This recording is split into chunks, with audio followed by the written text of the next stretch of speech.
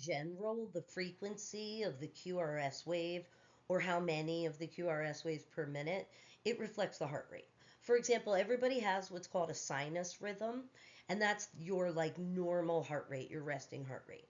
For some people, it's low, usually athletes, and for some people, it's high, especially if you lead a sedentary lifestyle like mine. What happens if your heart rate goes high?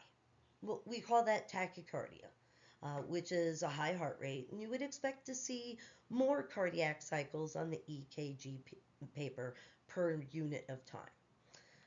And that's what we see down at the bottom compared to our normal heart rate.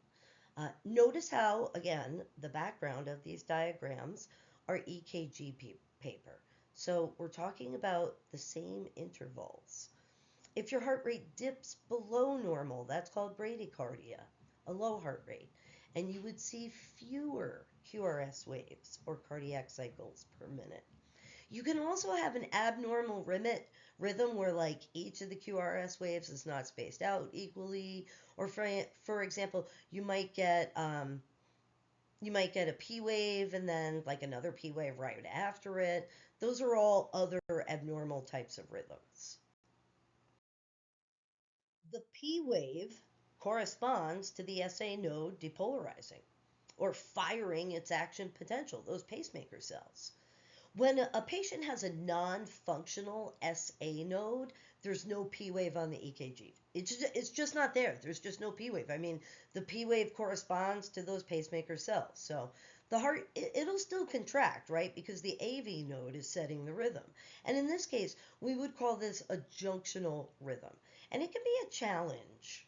It can be a challenge at our stage to differentiate P and T waves, right? That's something that's really defined by experience. So don't feel badly if you get out of this class and you don't feel like you can differentiate between P and T waves. AFib and BFib are bad. Any fibs are bad. These events are when there are action potentials happening completely randomly. There's no functional synctium. The action potentials, they're not happening in a way to provide the heart with that functional synctium. The SA node, it could be misfiring, directing everybody else to misfire. The AV node could be misfire. The AV bundle, the branches, any part of that cardiac conduction system could be misfiring. But no matter which structure of the conduction system we're talking about, it is not playing with the other parts of the cardiac conduction system. If the SA node is misfiring, the AV node will be setting the pace of the QRS wave.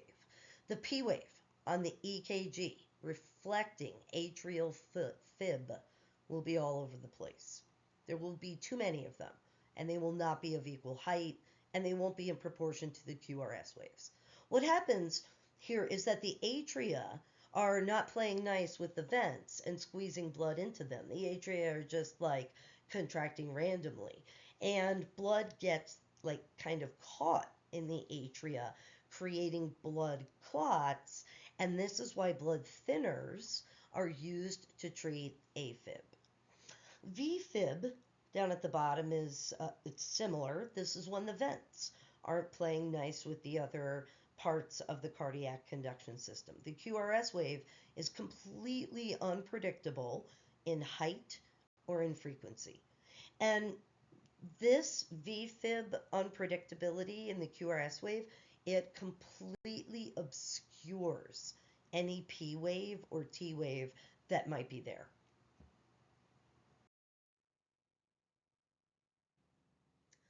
Heart blocks are difficult to understand, even for me.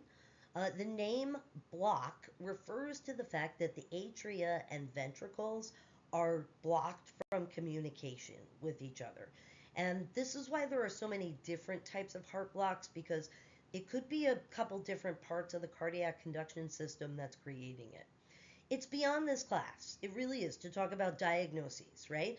But looking at these heart blocks just gives us experience of making observations. We can look at these heart blocks and compare them to normal EKGs.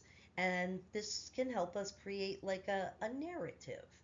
So look at all three of these heart blocks here. They all involve this really long interval right here. And at first, you're like, oh, okay, so that must be the interval between a T wave and a P wave. It's not. Look, there's like two P waves, or maybe a big T wave and then a smaller one. Right? It's hard to know at this level. But if P waves reflect the atrial contraction, and if the QRS wave reflects ventricular contraction, then for this one cardiac cycle here, there are two atrial contractions for every one ventricular contraction. Right? Right? First, these two types of second degree heart block, it seems like a double contraction is happening every so often. But for this third type of second degree heart block down at the bottom, it seems to be happening in every single cardiac cycle.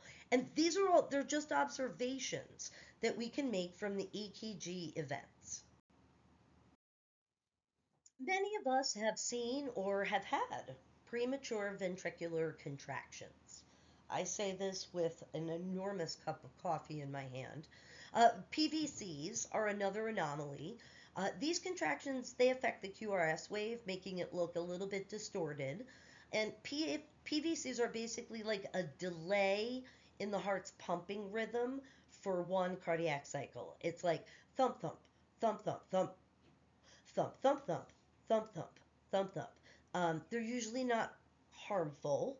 They can often happen to a healthy heart, as I said, if there are external stimulants like caffeine.